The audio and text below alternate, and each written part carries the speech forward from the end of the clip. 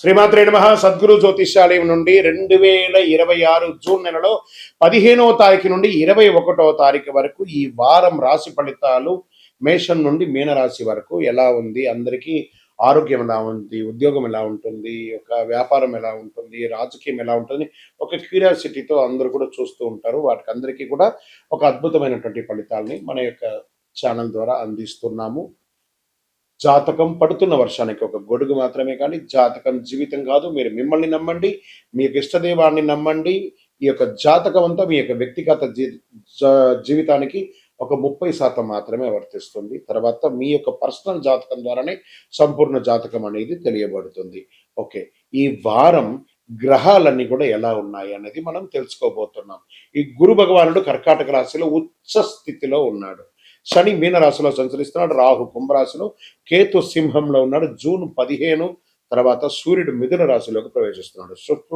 శుక్రుడు కర్కాటకంలో ఉన్నాడు. జూన్ 21న కుజుడు వృషభ రాశిలోకి ప్రవేశిస్తున్నాడు. ఈ యొక్క చంద్ర రాశి ఆధారంగా సాధారణంగా ఫలితాలు వ్యక్తిగత జాతకాన్ని బట్టి మారవచ్చు. కాబట్టి మీకు వ్యక్తిగత జాతకాన్ని మనం తెలుసుకుందాము.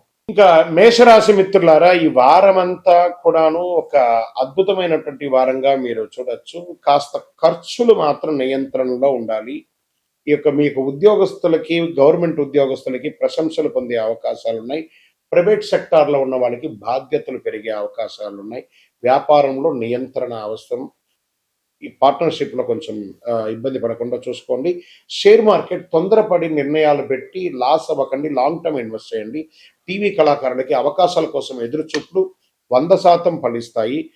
ఒక మంచి సమాచారాన్ని వింటారు. విదేశీయ ఉద్యోగం కోసం కానీ, విదేశీయ వీసాల కోసం ఉన్నటువంటి మంచి అవకాశాలు మాత్రం కనబడుతూ ఉన్నాయి. ఆరోగ్యం పట్ల శ్రద్ధ అవసరం. కోర్టు వ్యవహారాలన్నీ కూడా కాస్త ఆలస్యంగా కనబడుతున్నాయి. ప్రేమికుల మధ్య చిన్న చిన్న అపార్థాలు వచ్చే అవకాశాలు కనబడుతున్నాయి. కుటుంబ పెద్దలతో కూర్చొని మాట్లాడి అన్ని చక్కగా చేసుకోండి. మిశ్రమంగా కనబడ్డా కూడా లక్కీ నంబర్ 9, లక్కీ కలర్ ఎరుపు, లక్కీ దిక్కు వచ్చేసి మీకు తూర్పు దిక్కు కలిసి వచ్చే అవకాశాలు బాగా కనబడుతున్నాయి. లక్ష్మీ నరసింహస్వామి వారు లేదా నరసింహస్వామి వారి క్షేత్రానికి ఎక్కడికైనా వెళ్ళి చక్కగా ఒక 11 ప్రదక్షిణాలు చేయండి. కందిపప్పు కానీ, కందులు కానీ ఎవరికైనా దానం ఇవ్వండి పేదవాళ్ళకి, లేదా ఒక దేవాలయానికి అందించండి. అద్భుతమైనటువంటి ఫలితాలను పొందుతారు. విజయోస్తు. మీ యొక్క వ్యక్తిగత జాతకం తెలుసుకోవడానికి మీ పరిసర ప్రాంతాల్లో ఉన్నటువంటి గురువుల్ని సంప్రదించండి, లేదా మా ద్వారానే తెలుసుకోవాలనుకుంటే డిస్ప్లేలో కనబడుతున్నటువంటి నెంబర్కి మీ పేరు, మీ డేట్ ఆఫ్ బర్త్, మీ time of birth, place of birth WhatsApp చేయండి. గురుగారు, మాకు జాతకంతో పాటు ఇంకేమైనా ఒక అద్భుతమైనటువంటి శక్తివంతమైనటువంటి వస్తువు కొనాలని అనుకుంటున్నాము అంటే, అతి శక్తివంతమైనటువంటి కరుంగాళి మాలను 48 రోజులు పూజ చేసి, ఇది చాలా పెద్దది, ఇంత పెద్దది కాదు, మీకు చిన్నగానే ఉంటుంది, ఒక 6 mm కానీ 8 mm కానీ మీరు వేసుకోవచ్చు. అలాంటిది 48 రోజులు మన దేవాలయంలో సుదర్శన చండీ హోమం చేసి మీకు అందుబాటులో సిద్ధంగా ఉంటుంది. కావలసిన వారు సంప్రదించండి. విజయోస్తు.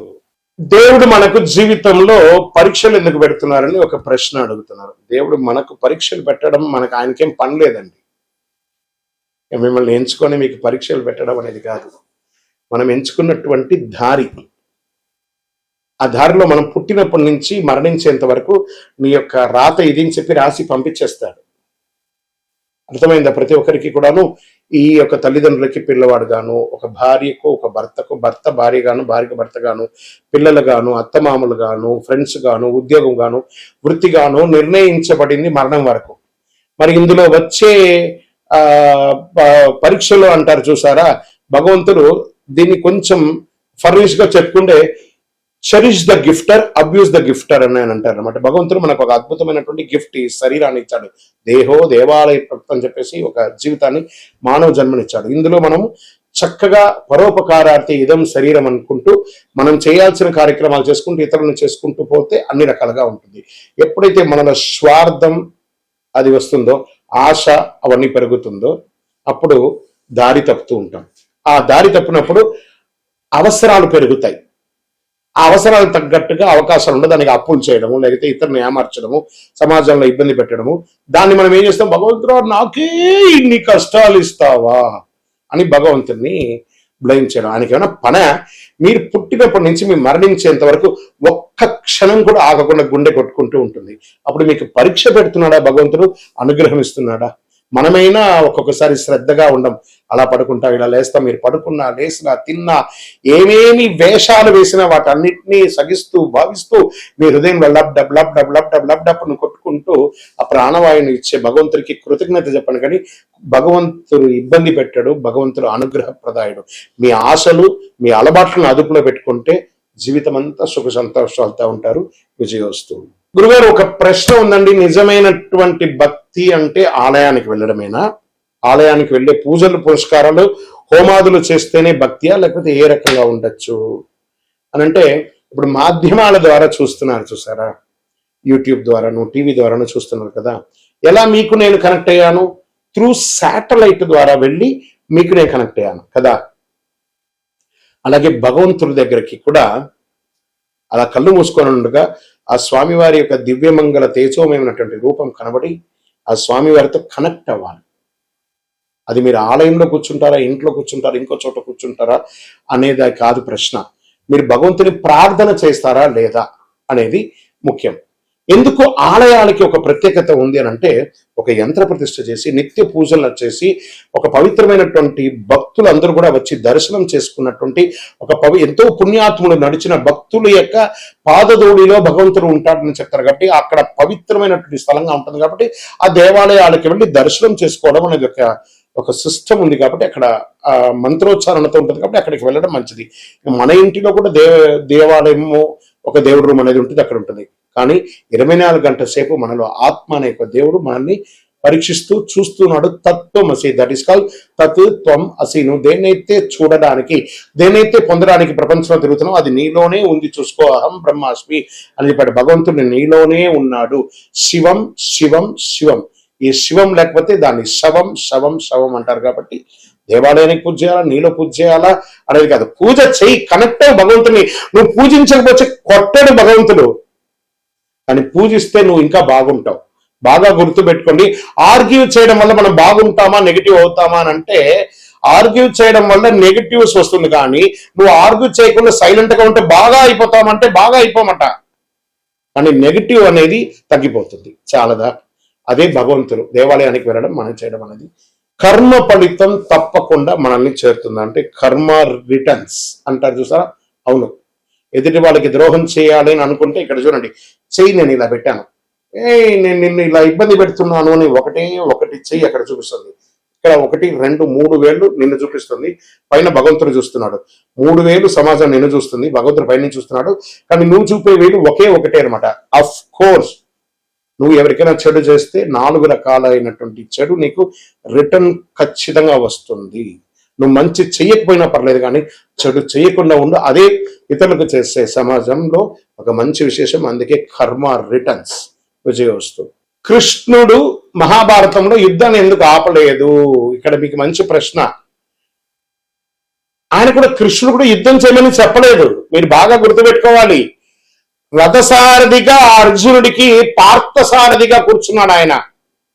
ఈయన పోయి యుద్ధం చేయడా, కర్మణ్యేవా నివాసస్తే మాపడే సుఖదాసన. ఈయన ఏం చెప్పాడు?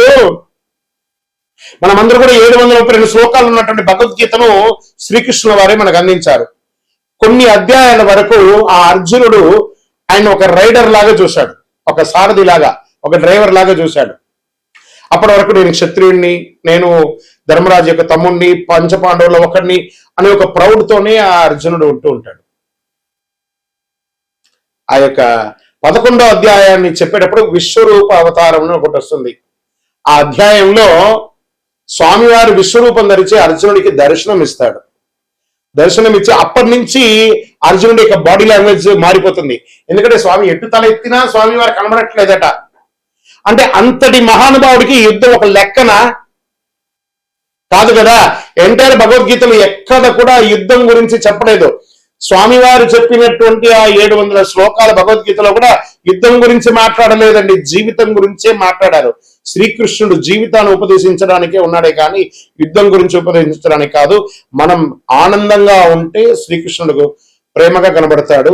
మనం కొంచెం మాలిన్యంగా ఉంటే అది యుద్ధ వాతావరణంగా కనపడుతుంది. మన యొక్క బుద్ధిలోని మంచి చెడు రెండు ఉంది కాబట్టి ఆ మంచి చెడుని ఎదిగి నువ్వు ముందుకు వెళ్ళు అని భగవద్గీతలో యొక్క సారాంశంగా శ్రీకృష్ణుడు చెప్పారు. కాబట్టి అందుకే శ్రీకృష్ణుడు యుద్ధం చేయమని చెప్పలేదు, అధర్మాన్ని మాత్రం జయించమన్నాడు కానీ యుద్ధం చేయమనలేదు.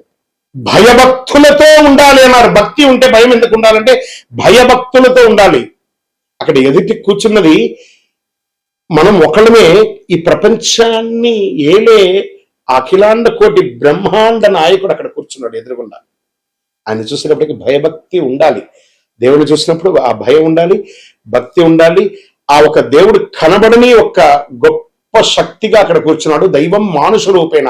అది ఎలా కనబడుతున్నాడు? తల్లిదండ్రిగా, గురువులుగా, సమాజంలో పెద్దవాళ్ళుగా, అర్చకులుగా, ఆరాధులుగా ఉన్న వాళ్ళని అందరినీ కూడా ఒక ప్రేమగా చూస్తే సాక్షాత్ భగవంతుని చూసినట్టుగా ఆ భయభక్తితో ఉండాలి అని అంటారు. ఆఖరికి మనకు విద్య నేర్పించిన టీచర్ దగ్గర కూడా భయభక్తులతో ఉండాలి.